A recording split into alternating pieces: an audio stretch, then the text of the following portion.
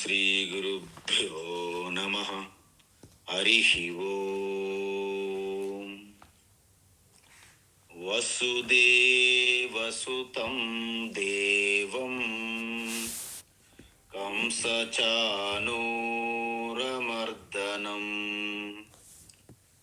దేవకీ పరమానందం కృష్ణం వందే జగద్గురుం. తీర్త్వా మోహార్ణవం హత్వా రాగద్వేషాదిరాక్షసాన్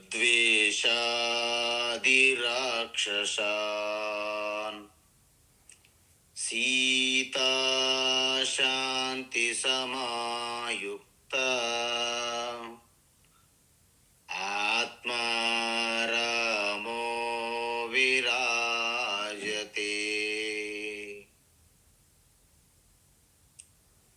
ఆత్మస్వరూప బంధుగణ,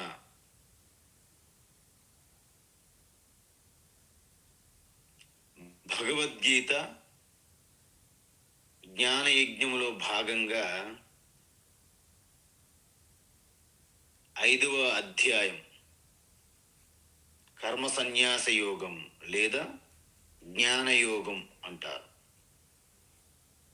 ఇప్పుడు 13వ శ్లోకము నుండి 21వ శ్లోకం అంటే ముఖ్యమైనటువంటి జ్ఞానయోగ ఘట్టం అంటారు. ఈ అధ్యాయమునకే ఈ యొక్క భాగం ఏదైతే ఉందో చాలా ప్రాముఖ్యం. మనం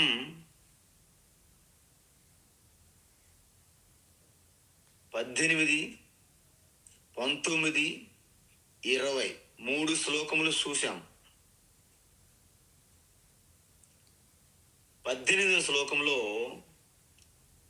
సర్వత్ర సమదర్శనం అంటే సమస్త సృష్టి ఆత్మ ప్రకృతి రెండింటి కలయిక. ప్రకృతి దృష్టిలో చూస్తే సమదర్శనం ఉండదు, భిన్నంగా ఉంటాయి. కానీ ఆత్మ దృష్టితో చూస్తే సమదర్శనం ఉంటుంది. అదేవిధంగా మృత్యు భయం లేకపోవడం అంటే ఏమిటి?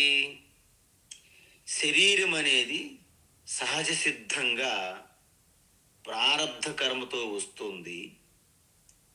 పుణ్యపాపముల ద్వారా అనుభవించడంతోనే అది క్షయమవుతున్నది.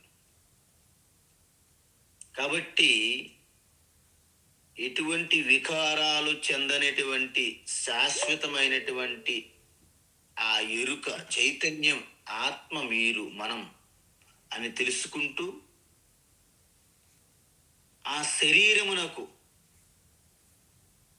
ఎటువంటి వికారాల మార్పులు జరుగుతున్నా సాక్షిభూతంగా ఉండడం వలన శరీరం కలిగే పీడ మీకు తక్కువ అవుతుంది. ఎందుకు? దానికి కలిగే వికారాలకి మార్పులకి ఎదుర్కోవడానికి మనము ముందుగానే సిద్ధంగా ఉన్నాం. అందువలన శరీరమునకు జన్మ ఉన్నది. ప్రకృతి నుండే శరీరం వచ్చింది.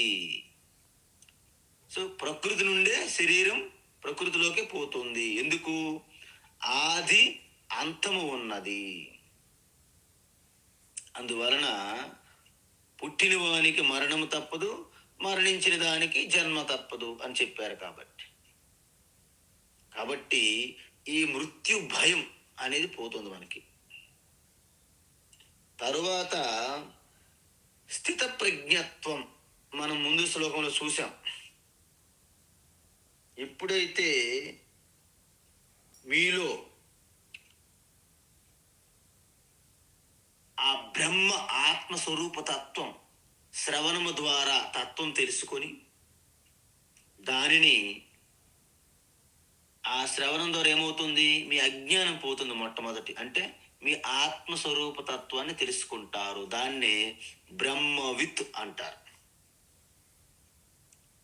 మననము ద్వారా మీకున్నటువంటి సంశయాలు సందేహాలు అన్నీ నివృత్తి అవుతాయి. నివృత్తి అయినప్పటికీ మనకి కొన్ని అలవాట్లు ప్రకారంగా జన్మల నుండి వచ్చిన అలవాట్లు మనల్ని వదలవు. మీ జ్ఞానం ఉంటుంది, కానీ ఆపత్కాలంలో ఆ జ్ఞానమంతా సైడ్కి వెళ్ళిపోతుంది. మీకు వాసనల రూపంగా ఉన్నటువంటి ఆ అంతర్భాగంలో ఉన్న వాసనలు పైకి వస్తాయి. చిన్న ఉదాహరణ, చార్లెస్ జేమ్స్ అనే ఒక వ్యక్తి అంట,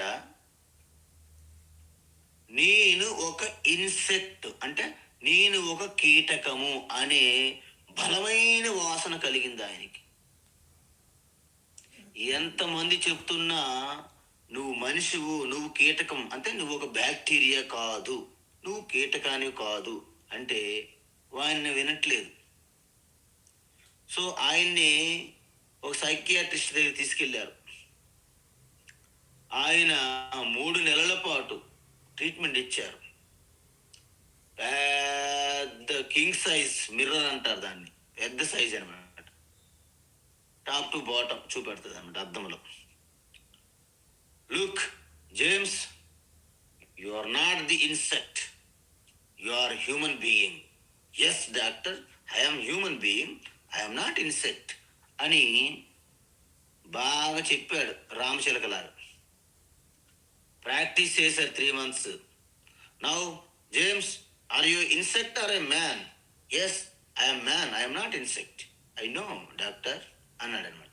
అంటే నేను కీటకము కాదు, నేను మనిషినే అని డాక్టర్ దగ్గర ఒప్పుకున్నాడు, సైకియాట్రిస్ట్ దగ్గర. సో ఇంటికి తీసుకుని వెళ్ళారు. వెళ్ళిన వెంటనే అక్కడ ఒక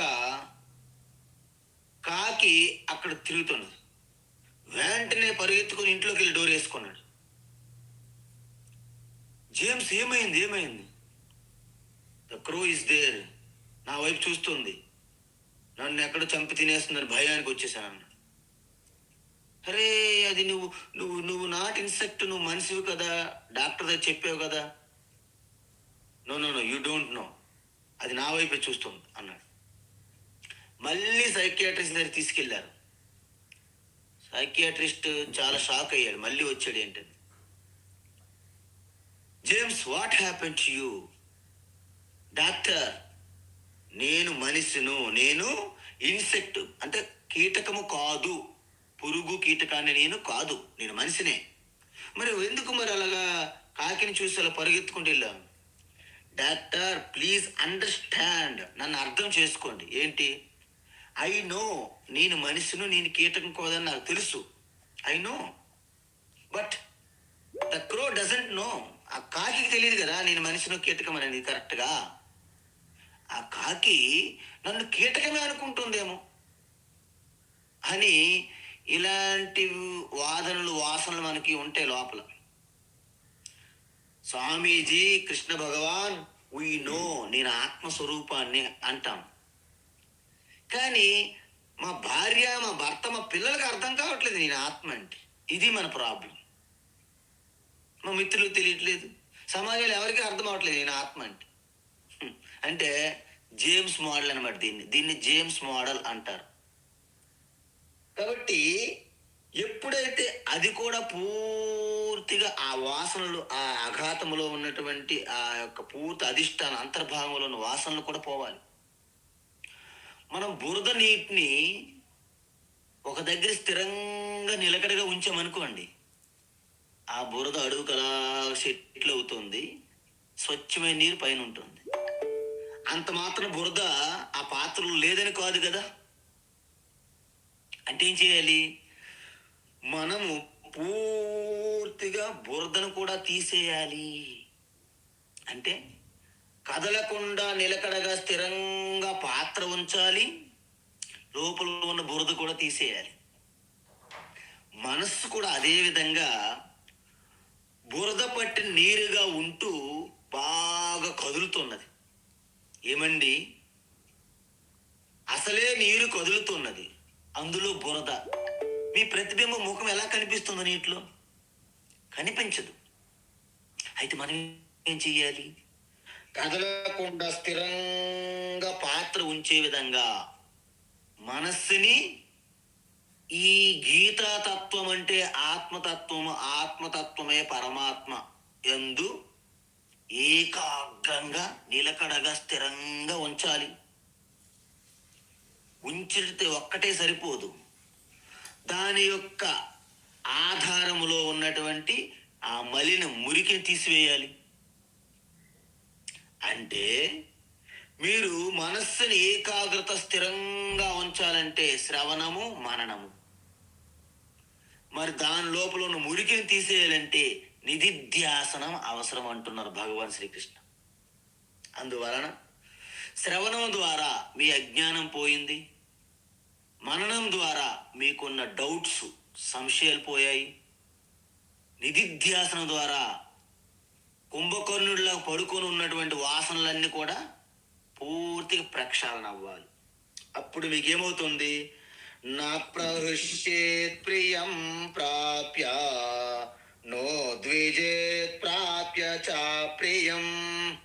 అప్పుడు మీకు ప్రియము కలిగిన మీరేమి ఎగిరి గంతులేయరు, అప్రియము కలిగిన మీరు కొంగిపోరు, దిగులు చెందరు. ఎందుకు? బ్రహ్మని స్థిత, మీరు ఆత్మనిష్టలో ఉంటారనమాట. ఇది అద్భుతమైనటువంటి ఈ యొక్క తత్వం చెప్పిన తర్వాత పరమాత్మకి ఈ ఆత్మ వలన ఎటువంటి స్వరూపం ఇది అని చెప్పడానికి ఈ శ్లోకం చెప్పారనమాట. ఏంటి ఆ శ్లోకము? 21.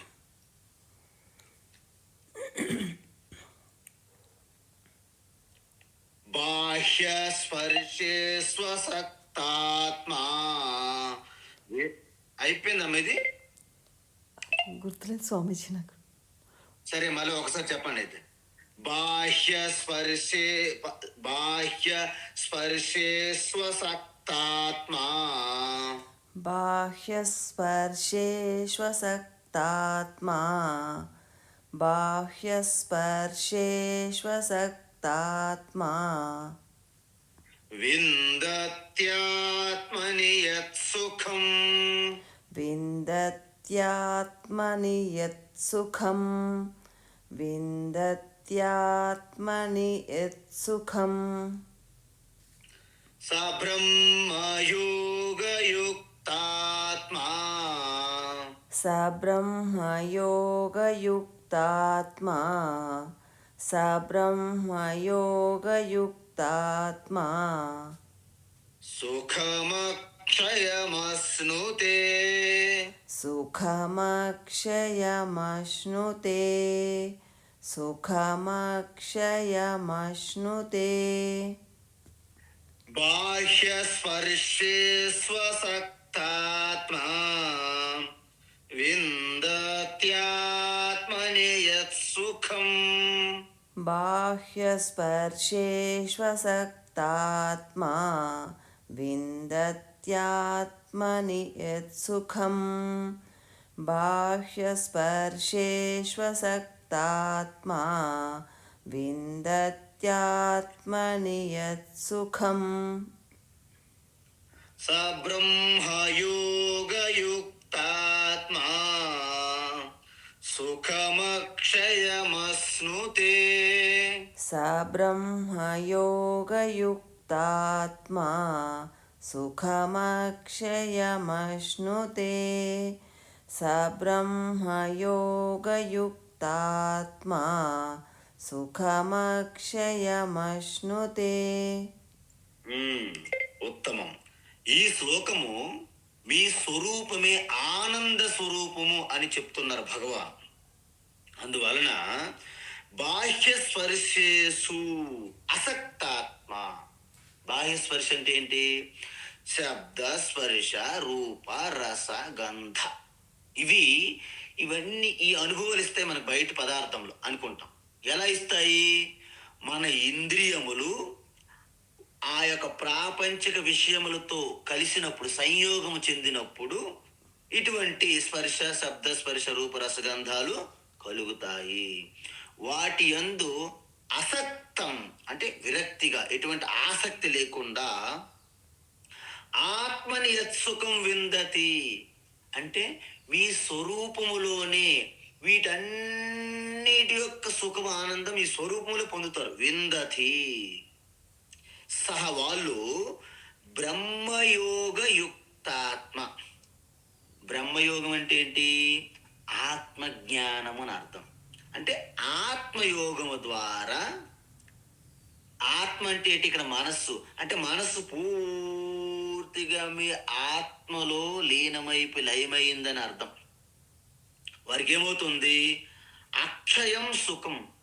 అక్షయం అంటే ఏంటంటే ఇప్పటికీ తరగనిది, నాశనం కాని దానికి అక్షయ అంటారు. అంటే ఇప్పటికీ తరగదు అనమాట. నాక్షయం అక్షయం. క్షయం అంటే తరిగిపోవడము, నాశనం. అక్షయ అంటే ఎప్పటికీ తరగదు. ఏంట తరగనిది? సుఖం. అశ్నుతే అనుభవించును, అనుభూతికి వచ్చును, పొందును. ఇది శ్లోకం. అయితే ఇంతవరకు మనం ఏం చెప్పాము? సమదర్శనము కలుగుతుంది, మృత్యు భయము లేదు, అంత స్థిత ప్రజ్ఞ. అంటే శ్రీరామచంద్రుని చూసాం నిన్న. అది ఆనంద స్వరూపము. ఆత్మారామ ఆనంద రమణ అది అనమాట. ఇప్పుడు ఆనంద రమణ చూడాలి. ఎలాగా? మనం ఒకటి విషయం చూడండి. చాలా మంది ఒక ఎవరెస్ట్ ఇలాంటి చాలా చాలా పర్వతాలు అధిరోహించడానికి ప్రయత్నిస్తారు. ఒక్కసారి ఎక్కగలరా? లేదు. అంటే దానికి పూర్తిగా అభ్యాసం చేయాలి బేస్ క్యాంపులో. అదేవిధంగా గేమ్స్, ఫుట్బాల్ ఆడేవాళ్ళు, అమ్మో నేను గ్రౌండ్ మీద పడనండి, మేము అసలే రాయల్ ఫ్యామిలీ అండి, నేను గ్రౌండ్ మీద పడకూడదండి అంటే వాళ్ళేం ఫుట్బాల్ ఆడతారు? అంటే గ్రౌండ్ మీద ఎంత చక్కగా పడాలో, పడిన వెంటనే పెద్దగా యాక్సిడెంట్ లాగా పెద్ద పెద్ద ప్రమాదం కలగకుండా, గాయాలు కాకుండా పడడం అనేది చాలా టెక్నిక్ అనమాట. ఫుట్బాల్లో పడడం సహజం, కానీ పెద్ద గాయాలు పడకుండా వెంటనే చూడండి, ఆ గ్రౌండ్ మీద ఇలా పడతారు, పడిన వెంటనే ఇలా జస్ట్ ఇలా గుంటుతారు, అలా నడుస్తారు, మళ్ళీ పరిగెత్తుకుంటూ మళ్ళీ ఆయన షాట్ కొడతారు. ఆ విధంగా ఈ అభ్యాసం మనకు అవసరం. ఏంటి అభ్యాసము? వాస్తవానికి సకల సుఖాలు, ఆనందములు అన్నింటికి ఆధారం ఏదైతుందో ఆ ఆధారభూతమే మీ హృదయస్థంలో ఆత్మగా ఉన్నది. అందుకే నవ అరే పత్యు కామాయ పతి ప్రియం భవతి, ఆత్మనస్తు కామాయ పతి ప్రియం భవతి. నవాహరే సర్వస్య కామాయ సర్వం ప్రియం భవతి, ఆత్మనస్తు కామాయ సర్వం ప్రియం భవతి అంటారు ఉపనిషత్తుల్లో. యాజ్ఞవల్క్య మైత్రేయికి ఏమన్నారు? ఏ మైత్రేయి, ఈ సృష్టిలో ఏ వ్యక్తి కానీ వస్తువు కానీ ఏదైనా ఐ లవ్ యూ, నాకు ఇది ఇష్టము, నాకు ఇది ప్రియము మీరు అన్నారంటే దాని అర్థం ఏమిటంటే నీ ఆత్మ ప్రియం కాబట్టి ఆ ప్రియం వాళ్ళ మీద ఆపాదించి వాళ్ళు నాకు ప్రియం అంటున్నావు. నీ ఆత్మస్వరూపం ప్రేమ స్వరూపం కాబట్టి ఐ లవ్ యూ అంటున్నావు. ఎందుకు? ఈ ప్రేమే వాళ్ళ మీద ఆరోపించి ఐ లవ్ యూ అంటున్నావు. నీ ఆత్మ సంతృప్తి, ప్రేమ, ఆనందం, ప్రియం కాబట్టే మా బాబు అంటే నాకు ఇష్టము, ఐ లవ్ మై సన్ అంటారు. మీ సన్నకు కూడా అంటే మీ బాబుకు కూడా ఐ లవ్ మై మదర్ అంటే ఆయన ఆత్మ సంతృప్తి, ప్రేమ స్వరూపము కాబట్టి ఆత్మయే నీ యందు పెట్టి నేను ప్రేమిస్తున్నానంటారు. అందుకే చూడండి, ఎప్పుడైతే నీ ఆత్మకు ప్రేమ కలిగించరో గెట్ అవుట్, ఉండకు పో, ఇంటికి రావద్దు పో అంటారు. ఇద్దరి మధ్య సంబంధం కూడా తెగదింపులు చేసుకుంటారు. ఇవన్నీ దేనికి?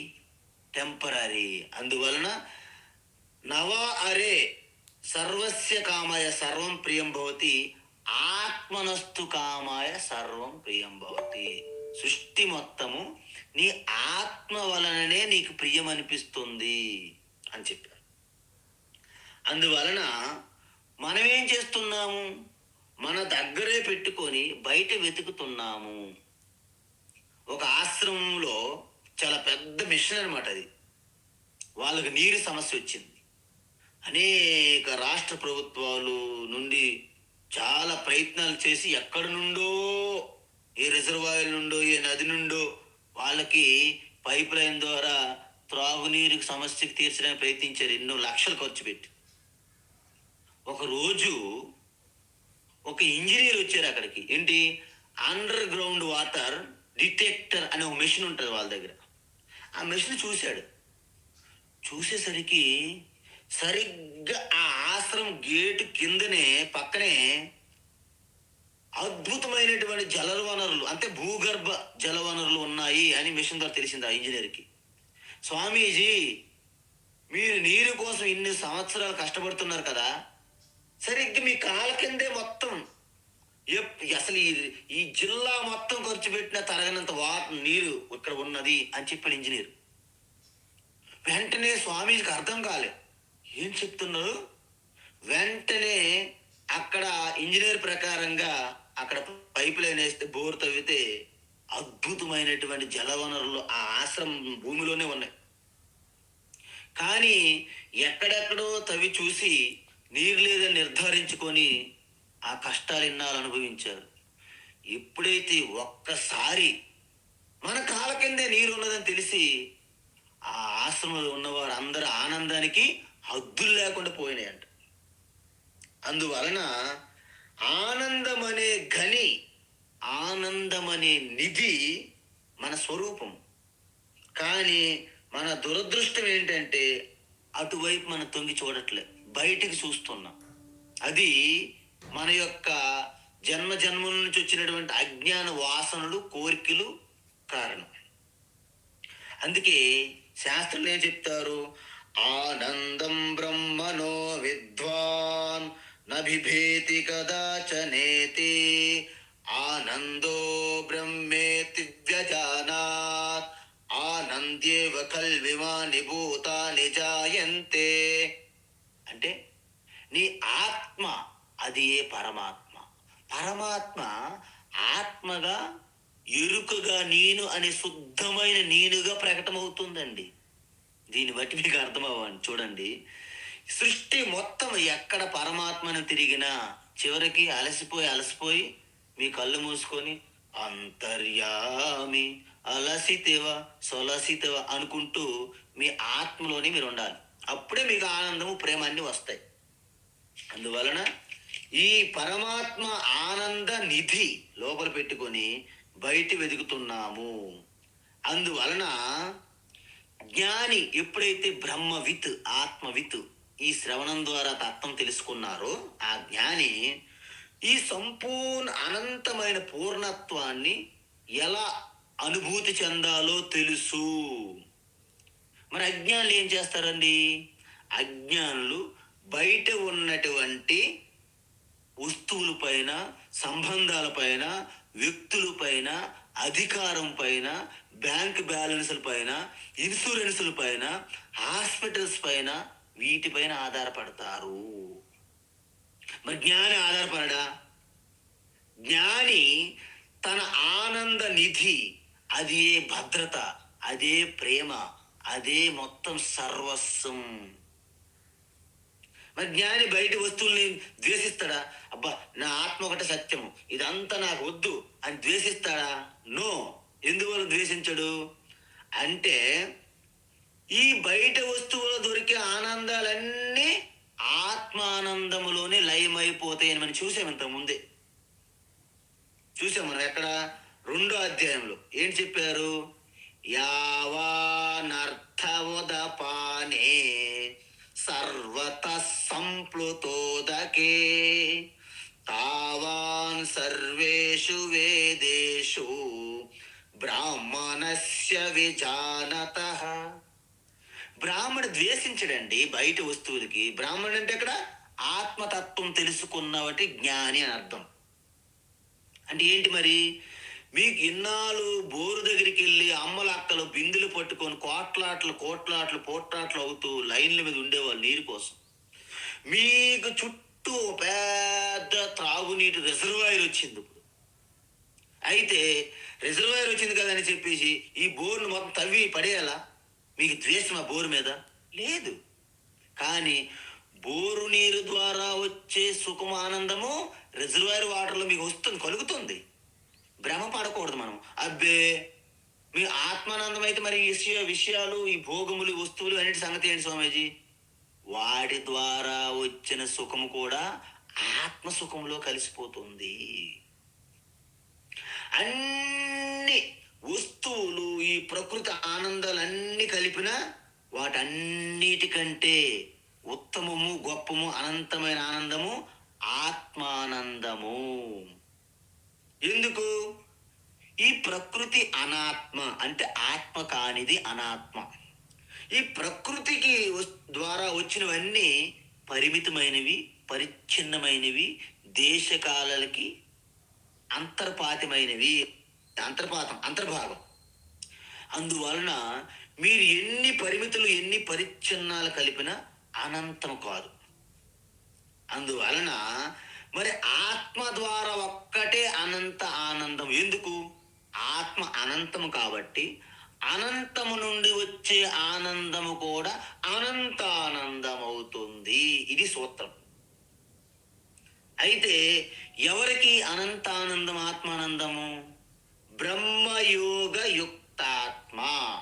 అంటే బ్రహ్మయోగము అంటే ఆత్మజ్ఞానము. అంటే అహం బ్రహ్మాస్మి శివోహం అనే ఆ తత్వం సహజంగా ఎవరికి కలుగుతుందో వాళ్ళు పూర్తిగా బ్రహ్మయోగ యుక్తాత్మ అంటారు. అంటే మీకు ఒక చిన్న విషయం చెప్తా. మీరు అపార్ట్మెంట్లో కానీ ఇంట్లో ఉంటే ఈ ప్రభుత్వం యొక్క విద్యుత్ లైన్ మీద ఆధారపడ్డారనుకోండి, మీరు ఒక కార్యక్రమం పెట్టుకుంటారు. కరెంట్ వెళ్ళిపోద్దేమో ఒక టెన్షన్ ఉంటుంది అమ్మ వాళ్ళకి. ఎందుకు? ఆ కార్యక్రమం వచ్చేసి సాయంత్రం 7:30 స్టార్ట్ అయింది. కానీ మీరు ఒక జనరేటర్ పెట్టుకుంటారు అనుకోండి, అక్కడ ఒక యూపీఎస్, ఒక ఇన్వర్టర్, ఒక జనరేటర్ పెట్టారనుకోండి, మీరు కరెంట్ ఎప్పుడు తీసేస్తారేమో, ఉండదేమో అని బెంగపడతారా? పడరు. అంటే ఇంక మీకు ఒకవేళ పోయినా పర్వాలేదు, ఆల్రెడీ మనకు ఉన్నదిగా రిజర్వ్డ్గా అని ఒక కాన్ఫిడెన్స్తో ఉంటారు, విశ్వాసంతో.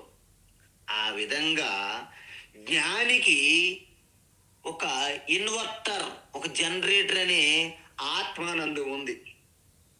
అయితే ప్రభుత్వం ఇస్తున్నటువంటి ఈ కరెంట్ ఏదైతే ఉందో, అలాగా ప్రపంచం నుండి ఉన్న వస్తువులు, వ్యక్తుల ద్వారా కూడాను వ్యవహారం జరుగుతూ ఉంటుంది.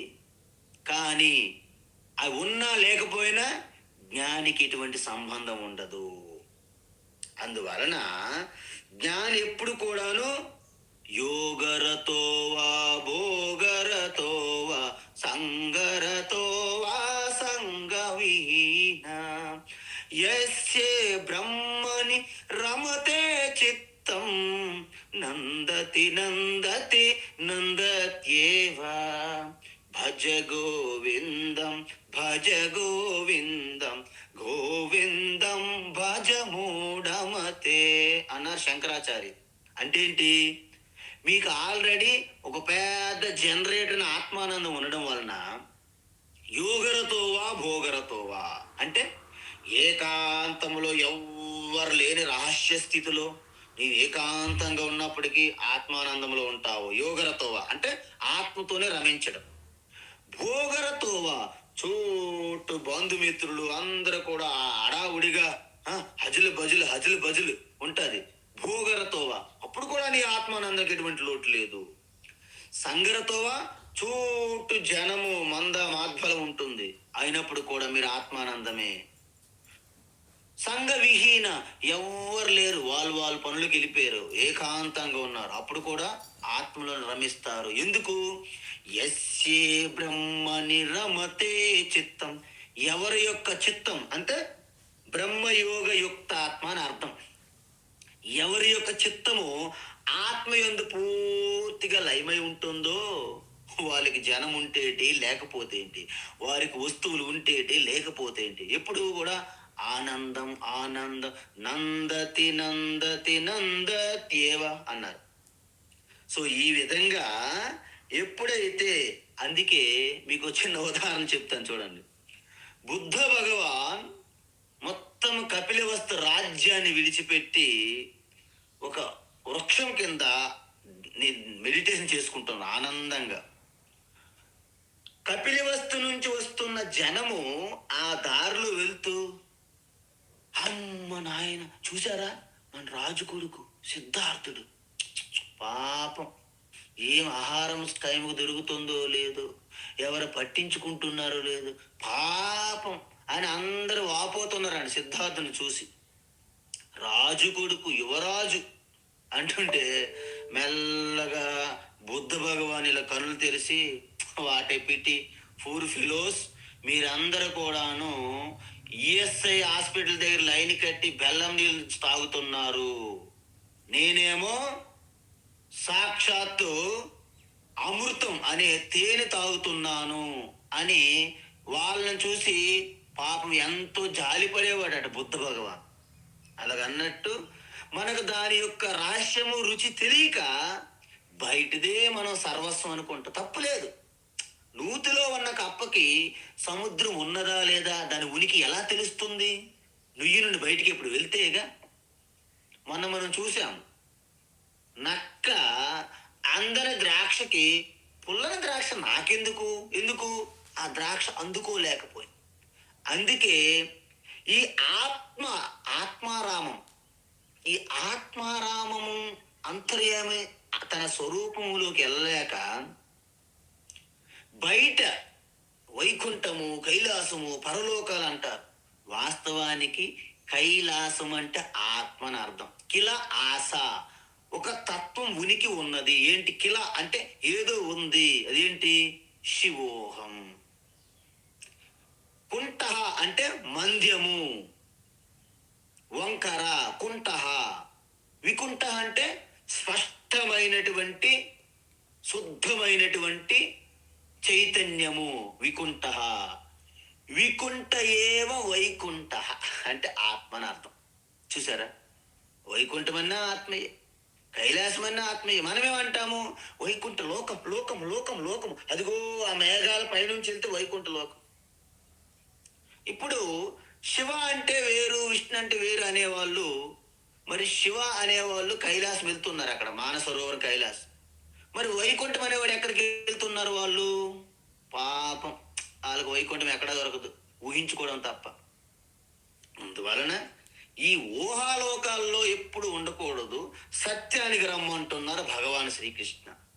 అందువలన ఎప్పుడైతే బ్రహ్మయోగ యుక్తాత్మ అంటే పూర్తిగా తన ఆత్మకి కనెక్ట్ అయి ఉంటారో అప్పుడు ఏమైంది? ఆత్మన్యేవాత్మనా తుష్టః స్థిత ప్రజ్ఞస్తదోచ్యతే నైవ తస్య కృతేనార్థో నా కృతేనేహ కచ్చన. వాళ్ళు సుఖముకి ఆనందం కోసం ఏం చేయాల్సిన పని లేదు. ఏదో చేస్తే సుఖం ఉంటుందని, చేయకపోతే సుఖం పోతుందని లేదు. ఎందుకు? ఆత్మ శాశ్వతం, నిత్యం, అనంతం. కాబట్టి అక్షయం సుఖం అశ్నుతే. మీరు విన్నారా? ద్రౌపదీ దేవికి మహాభారతంలో అక్షయ పాత్ర వస్తుంది. అంటే ఎప్పటికీ అన్నం తరగదు. సృష్టి మొత్తం అందరికీ అన్నం పెట్టినా దాంట్లో అన్నం ఉంటూనే ఉంటుంది. దాన్నే అక్షయ పాత్ర అంటారు. కాశీ విశాలాక్షి అన్నపూర్ణ చేతులు అక్షయ పాత్ర ఉంటుంది. అందుకే కాశీలో ఎవరికి ఆకలి చావులు ఉండవు. కాశీలో అన్నపూర్ణ, సాక్షాత్ అన్నపూర్ణ అక్షయ పాత్ర పట్టుకుని భిక్ష పెడతారు. మొట్టమొదటి భిక్ష భోలేనాథ్ విశ్వనాథ్ పెడతారంట, అన్నపూర్ణ. కాబట్టి మీకు అక్షయం సుఖం అశ్నుతే, తరగనటువంటి ఆనందాన్ని అక్షయ సుఖం పొందుతారు అని అర్థం. అందువలన మనము ఏదైనా విన్నామనుకోండి, మంచి గులాబ్ జామ్స్, మంచి జిలేబీలు, మంచి మంచి లడ్డూలు, ఈ ఆనందము, మ్యూజిక్స్, డాన్స్, సినిమాలు, పిక్నిక్లు, ఇవన్నీ ఆనందములు కూడాను మీ ఆనందంలో కలిసిపోతాయి. అందువలన వాటి కోసం వేరేగా ఆసక్తి కోరికలు ఉండవు. అసక్త అసక్త అంటే వాటి మీద ఆధారపడి ఉండకపోవడం, దాన్నే సంసారం అంటారు. ఆధారపడితేనే సంసారం, ఆధారపడకపోతే సంసారం నుంచి బయటపడినట్టు. ఆ విధంగా ఆత్మానందం పొందుతారు, అక్షయం. అందువల్ల ఏమవుతుంది? బాహ్య స్పర్శేసు అసక్తాత్మ అంటే బాహ్య విషయములు, సంబంధాలు, వ్యక్తులు, వస్తువులు, అధికారం, వీటన్నిటి మీద ఆధారపడరు. అంటే వాటిని ద్వేషించరు, వాటిని కోరుకోరు, ద్వేషించరు. ఎందుకు? తన స్వయంగా అనంతానంద స్వరూపం కాబట్టి. అయితే ఇంతకీ ఇక్కడ నుండి మనకి ముఖ్యమైనటువంటి ఘట్టం అయింది, ముఖ్యమైన ఘట్టము అయింది. అయితే ఇక నుంచి భగవాన్ ఏం చెప్తున్నారంటే, ఈ జ్ఞానం పొందిన తర్వాత దాని యొక్క సాధన, దాని నుంచి వచ్చినటువంటి ఫలితం మళ్ళీ చెప్తున్నారు. ఏహి సంస్పర్శజా భోగాః ఏహి సంస్పర్శజా భోగాః ఏహి సంస్పర్శజా భోగాః దుఃఖయోనయ ఏవ తే దుఃఖయోనయ ఏవ తే దుఃఖయోనయ ఏవ తే ఆద్యంతవంతః కౌంతేయ ఆద్యంతవంతః కౌంతేయ ఆద్యంతవంతః కౌంతేయ న తేషు రమతే బుధః న తేషు రమతే బుధః న తేషు రమతే బుధః ఏహి సంస్పర్శజా భోగాః దుఃఖయోనయ ఏవ తే ఏహి సంస్పర్శజా భోగాః దుఃఖయోనయ ఏవ తే ఏహి సంస్పర్శజా భోగాః దుఃఖయోనయ ఏవ తే ఆద్యంతవంతః కౌంతేయ న తేషు రమతే బుధః ఆద్యంతవంతః కౌంతేయ న తేషు రమతే బుధః ఆద్యంతవంతః కౌంతేయ న తేషు రమతే బుధః. ఉత్తమం. అయితే ఎప్పుడైతే ఓ కౌంతేయ ఏహి సంస్పర్శజాః భోగాః తే దుఃఖయోనయాః మరియు ఆద్యంతవంత ఏవ అంటే మీ యొక్క ఇంద్రియములు ప్రాపంచిక విషయములతో సంయోగం కలిసినప్పుడు పుట్టే సుఖ దుఃఖములన్నీ, ఆ భోగాలన్నీ దుఃఖమనే తల్లి గర్భం నుంచి పుడుతున్నాయి. మరియు వాటికి ఆరంభము ఉంటుంది, అంతము ఉంటుంది. కాబట్టి ఓ కుంతిక బేట అంటే ఓ కౌంతేయ, ఆ యొక్క విషయముల నుండి ఇంద్రియములతో కలిసి మీ మమేకమయ్యి మిళితమై వస్తున్నటువంటి ఈ భోగాలకి మేడి పండు చూడు మేలుమయ్యుండు, పొట్ట విప్పి చూడు పురుగులుండు, విశ్వదాభిరామ వినురవేం వేమని చెప్పినట్టుగా ప్రతి భోగం వెనుక కూడాను రోగ భయం ఉన్నది, దుఃఖ భయం ఉన్నది. కాబట్టి బుద్ధిమంతులు అంటే జ్ఞానులు నరమతే తేషు అంటే ఈ భోగేషు నరమతే వాటి మీద కోరుకోరు జ్ఞానులు. మరి నువ్వు జ్ఞానివా కాదా, నువ్వే చెక్ చేసుకో అంటున్నారు కృష్ణ పరమాత్మ. అయితే ఈ 2 శ్లోకాల్లో అద్భుతమైనటువంటి విషయాలు చెప్తున్నారు. ఏంటి? ఈ జ్ఞానం ఎలా నేను అభ్యాసంతో నా సహజంగా చేసుకోవాలి, దానివల్ల వచ్చినటువంటి ప్రయోజనం ఇంకా ఏముంటుంది అని చెప్తున్నారన్నమాట. అందువలన ఇంతవరకు మనం ఏం చేశాము, మనసుని ఎలా కుదుటపరచాలి, ఎలా సంసిద్ధం చేసుకోవాలి, మనసుని ఎలా తయారు చేసుకోవాలని ఇంతవరకు మనం చూసాం ఈ శ్లోకాల్లో. ఇప్పుడేమంటున్నారు, పూర్తిగా రాగద్వేషాలని ఏ విధంగా అదుపులో పెట్టుకోవాలి. రాగద్వేషాలు అంటే ఏంటి, మనస్సు ఏ విధంగా సంసిద్ధితో ఉండాలి, రాగద్వేషాలను కూడాను అదుపులో పెట్టుకోవాలి. ఇది ఇంపార్టెంట్ అన్నమాట. అందువలన మనకు ఉన్నటువంటి ద ఫండమెంటల్ ప్రాబ్లం అంటారు. ఫండమెంటల్ ప్రాబ్లం అంటే ప్రాథమికంగా ఉన్నటువంటి సమస్య ఏంటది, దాన్నే సంసార బంధనము, లేదా ఇది పూర్తిగా ఒక సంసార సాగరం అంటారు. అందుకే సాగర మధ్యలో ఎలాగైతే తీరం మనకు తెలియదు, ఈ సంసారం కూడా ఒక సాగరం లాంటిది అన్నారు. బయటపడడం వీలు కాదు మనకి, అందుకే సంసార సాగరం అంటారు. అయితే ఏంటివి, ఇంద్రియ విషయ సంస్పర్శజాహ భోగాహ. చూడండి, మనకి ఇప్పుడు కూడా బయట శబ్ద స్పర్శ రూపరసం ఉన్నాయనుకోండి, మీరు అన్ని కళ్ళు మూసుకొని వినడం లేదు, వాసన చూడట్లేదు, రుచి చూడట్లేదు, మీకేం ప్రాబ్లం లేదు. ఎందుకు, వాటితో మనం కలిసి సంయోగం చెందినప్పుడే మనకు కలుగుతున్నాయి. అందువల్ల ఏమంటున్నారు భగవాను, ఇంద్రియ విషయ సంస్పర్శజాహ భోగాహ అంటున్నారు.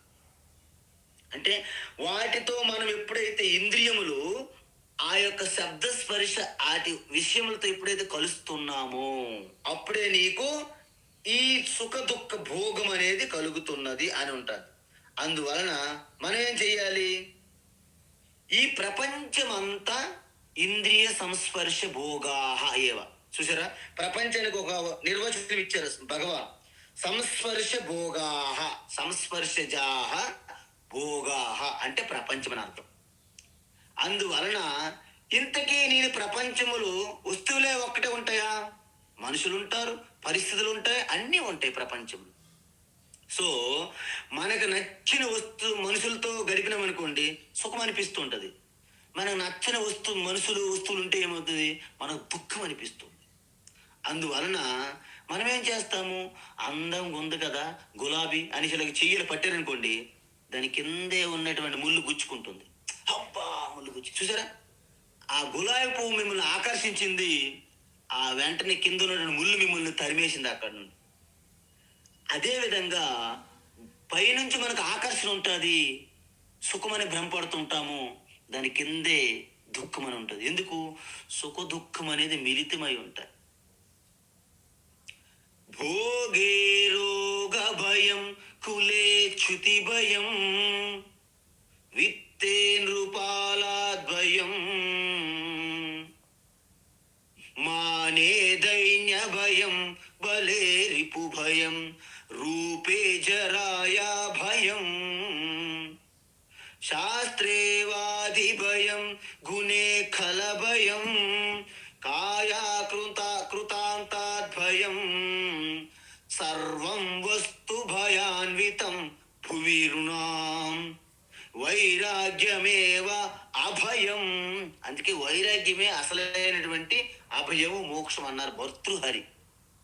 అందము ముసలితనం వస్తుందని భయం, బలవంతుడు శత్రువులు ఉన్నారని భయం, డబ్బులు సంపాదించిన వాళ్ళు అడ్డగోలుగా income tax, ED, CBI rides అని భయం. ప్రతి దానికి భయమే. ఆ భోగాలు అనిపిస్తుంటే రోగాలని భయం. శాస్త్రాలు ఎక్కువ, అన్ని శాస్త్రాలు చదువుకునే వాడికి ఇంకెవడో నాకంటే ఎక్కువ చదువుకుని ఉన్నాడు అని భయం. నేను గొప్ప వంశము, నా మానవ మర్యాద అంటే ఎక్కడ పోతుందని భయం. అంటే ఈ సృష్టి అంతా భయంతో నిండి ఉంది. అజ్ఞానంతో ఉన్నంత వరకు భయం ఉంటుంది. అజ్ఞానం వదిలిపోయి వివేకంతో విరక్తి కలిగినప్పుడు నిర్భయం అయిపోతామని చెప్పాడు భర్తృహరి, అద్భుతంగా చెప్పాడు. అందువలన ఉపనిషత్తులు ఏమంటున్నాయంటే, మీరు ప్రతి అనుభవము, ప్రతి ఎక్స్పీరియన్స్లోనూ 3 ఉంటాయట. ఏంటి, ఆ వస్తువులు సంపాదించేటప్పుడు మీరు చాలా కష్టపడాలి, దుఃఖం అనిపిస్తారంట. అదేవిధంగా అవి మనతో పాటు నిలబెట్టుకోవడం, మనతో పాటు ఉంచుకోవడానికి ప్రొటెక్షన్, ప్రిజర్వేషన్కి ఎంతో దుఃఖం అనిపిస్తారంట. ఒకవేళ అవి మీ నుండి దూరమైన పోయినాయి అనుకోండి, అత్యంత దుఃఖం అనిపిస్తారంట. అంటే అక్విజిషన్, ప్రిజర్వేషన్, లాస్ అంటారు ఇంగ్లీష్లో. ఈ మూడు స్థితిలో కూడా ఆ దుఃఖము బాధ పెరుగుతూ ఉంటుందన్నమాట. ఎందుకు? మనం పొందే ప్రతి అనుభవంలోనూ దుఃఖము సుఖం కలిసి ఉంటాయి. అంటే దాన్ని ఏమంటారు? దుఃఖ మిశ్రితత్వం. రెండోది ఏంటి? అతృప్తికరత్వం. మీరు ఎంత సంపాదించినా మీకు తృప్తి కలగదు. ఎందుకు? మీకంటే గొప్పగా సంపాదించిన వాళ్ళు పక్కనే ఉంటారు. బంధకత్వం. దాని మీద మీకు అటాచ్మెంట్ అయిపోయి అది లేకపోతే నేను జీవించలేను అనే ఒక భావంలోకి వెళ్ళిపోతారు. దాన్ని మీకు బంధిస్తుంది. అది మీకు అంటే బంధకత్వం. సో ఈ ప్రకృతి నియమం ఏంటంటే పూర్తిగా ప్రతి ఒక్కదానికి ఆరంభం ఉన్నది. ఆరంభం ఉన్నదానికి అంతం ఉంటుంది. మీరు చెప్పండి, మ్యానుఫ్యాక్చరింగ్ డేట్. నాన్న ఆ మెడిసిన్ చూడు, మ్యానుఫ్యాక్చరింగ్ డేట్ ఎప్పుడు, ఎక్స్పైరీ డేట్ ఎప్పుడు చూడు అంటారు. ఎందుకు? ఆరంభం అంతం. ఆరంభం ఉన్నదానికి అంతం తప్పదు. అందువలన మన పాస్పోర్ట్, మన స్వామివారు అడిగారు, passport issue date, expiry date. Medicine issue, manufacturing date, expiry date. Date of birth dash ఏముంటుంది? Date of death. కాబట్టి వీటన్నిటికీ ఆది అంతం ఉంది. అందువలన ప్రతి ఒక్క దాంట్లో కూడా మనకి ఈ యొక్క దుఃఖం అనే తల్లి గర్భం నుంచి పుట్టి ఆది అంతం కలిగి ఉంటాయి. కాబట్టి అవి ఎప్పుడు మనకి దుఃఖము లేకుండా ఉండదు ఏది సృష్టిలో. అందువలన చూడండి, కొంతమంది వ్యక్తులు మన దగ్గరికి వస్తే మనకు ఆనందం, కొంతమంది మన దగ్గర నుంచి వెళ్ళిపోతే ఆనందం. అంటే ఏమంటారు వాళ్ళని? అంటే wherever they go they give happiness, whenever they go we get happiness అంటారు అన్నమాట. కొంతమంది మన నుంచి వెళ్ళిపోతే మనం బాధపడతాం, కానీ కొంతమంది మన దగ్గరికి వస్తే ఆనందిస్తాం. అందువలన ఆద్యంతవంత కౌంతేయ, దీన్నే దుఃఖ మిశ్రితత్వం అంటారు. అయితే మీరు అనుకోవచ్చు, ప్రతి దాంట్లో దుఃఖం ఉండేటప్పుడు ఇవన్నీ మనం వదులుకుంటే పోలేదా, మనకు దుఃఖం రాదు కదా. ఇదొక సమస్య ఉంది ఇక్కడ. ఏంటి? నేను ఒంటరిని, నా చుట్టూ ఎవరు లేరు, మాట్లాడడానికి ఎవరు లేరు, నన్ను పిలిచే వాళ్ళు ఎవరు లేరు, నన్ను చూసేవారు ఎవరు లేరు. ఇదొక సమస్య. శూన్యం, నూన్య భావన.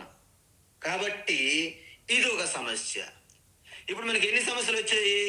2 సమస్యలు. పొందితే పోతుందని బాధ, పొందకపోతే నాకు ఏమి లేదు, నా పరిస్థితి అండి, నా బలహీనము, మేము పేదవాళ్ళము, ఏమీ లేదంట. ఏది పొందకపోతేనే బాధ, పొందితేనే బాధ. రెండిట్లో బాధను చూసారా? బాధ కామన్ అనమాట. అందువలన పొందిన దాంట్లో ఏముంటుంది? సుఖము ప్లస్ దుఃఖం ఉంటాయి. పొందకపోతే ఒంటరి, నేను ఏకాకిని, ఎవరు నన్ను పట్టించుకోవడం లేరు, మేము అనాథులం అంటారు. అందువలన అనాథకే నాథ దీన బంధు తుము ఆనంద రూప ఆవు మహాదేవ ఆవు రామచంద్ర దర్శన దీజో అని భక్తులు పాడతారు. అందువలన అనాథకి నాథ ఎవరు? పరమాత్మ. దాన్ని గట్టి పట్టుకోవాలి. అయితే ఈ 2 సమస్యలకి మరి ఏమైనా సరే పరిష్కారం ఉందా? భగవాన్ శ్రీకృష్ణ అద్భుతమైన పరిష్కారం ఇస్తున్నారు. ఏంటది? చూడండి, 2 సమస్యలుగా మీకు కనిపిస్తున్నప్పటికీ పరిష్కారం ఒక్కటే. ఏమిటది? ఆత్మజ్ఞానం ఒక్కటే పరిష్కారము. ఎలాగా? ఆత్మజ్ఞానం మీకు ఏం చెప్తుందంటే, నువ్వు అనవసరంగా బయట మీద ఆధారపడి, బయట వస్తువులపైన, వ్యక్తులపైన, వాతావరణం పైన, పరిస్థితులపైన ఆధారపడుతున్నావు. అది నీ అజ్ఞానము. అజ్ఞానం నుండి వస్తున్నటువంటి కోరికల కారణము. కాబట్టి నీకు బయట ఏమీ లేదు, నీవే అనంతమైన పూర్ణత్వంగా ఉన్నావు. అంటే ఎప్పుడైతే నీ పూర్ణత్వం నువ్వు తెలుసుకుంటావో సర్వాన్ని కూడా త్యాగం చేసేస్తావు, బయటి వస్తువులను. ఆ విధంగా అన్ని విడిచిపెట్టి నీ ఆత్మస్వరూపంలో ఉండడం అనేది పూర్ణత్వం, ఆనందము ఒక పరిష్కారం. అది ఎలాగొస్తుంది? ఆత్మజ్ఞానం వల్లనే వస్తుంది. మరి అలా కుదరదండి, నాకు అన్నీ ఉండాల, ఎందుకంటే నేను దేన్ని వదులుకోను. ఓహో ఓకే, అన్నీ అంటిపెట్టుకో, కానీ వాటి ద్వారా వచ్చే దుఃఖము, షాకు, బాధ, పీడకి తట్టుకోగలిగే ఒక జాకెట్, ఒక కవచం, ఒక వ్యాధి నిరోధక శక్తి కవచాన్ని నువ్వు ఏర్పరచుకో అని చెప్పారు కృష్ణ పరమాత్మ. అంటే ఏంటి అంటే మన ఆత్మ నిగ్రహము, ఆత్మ స్థైర్యము, ఆత్మ నిర్భర భారత్ అంటారు చూసారా, మన ప్రధానమంత్రి గారు మోడీ గారు చెప్పారు. అందువలన అన్ని వస్తువులు మీ దగ్గర పెట్టుకున్నప్పటికీ వాటితో కలిగే ఆ దుఃఖాన్ని తట్టుకోగలిగే శక్తి నువ్వు సంపాదించుకోవాలి. అందుకే చాలా మంది ఏమంటారు, మాకు పిల్లలు కావాలి, పిల్లలు కావాలంటారు. మరి కావాలంటే మంచిదే, కానీ పిల్లలు కలిగి వచ్చినప్పుడు వాళ్ళ ద్వారా కలిగే మంచి చెడులు, సుఖ దుఃఖాలు అన్నిటికీ నువ్వు సిద్ధపడి ఉండాలి. అందువలన మా దగ్గరికి వస్తుంటారు కొంతమంది తల్లిదండ్రులు, వాళ్ళ పిల్లలతో బాధలు పడలేక వచ్చుకున్న సమస్యలు మా దగ్గర వచ్చి చెప్పుకుంటారు. కొంతమంది పిల్లలు లేరని వాళ్ళ ఎల్లని గుడి లేదు, వాళ్ళ ఎక్కని మెట్లు లేవు, తొక్కని తీర్థాలు లేవు. అంటే వాళ్ళకు పిల్లలు లేరనే సమస్య, వీళ్ళకు పిల్లల వల్ల కలిగే సమస్య చూసారా. అందువలన ఈ అద్భుతమైనటువంటి విషయం జ్ఞానం ఏంటంటే,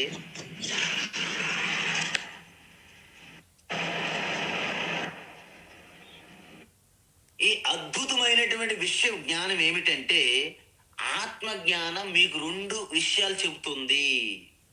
అన్ని విడిచిపెట్టినప్పటికీ నీ ఆత్మానందములో సర్వం ఉన్నాయి, భద్రత ఉంది, శాంతి ఉంది, ఆనందము, ప్రేమ అన్ని ఉన్నాయి ఆత్మలో. అక్కడ నుండి నువ్వు ఆనందంగా ఉండొచ్చు.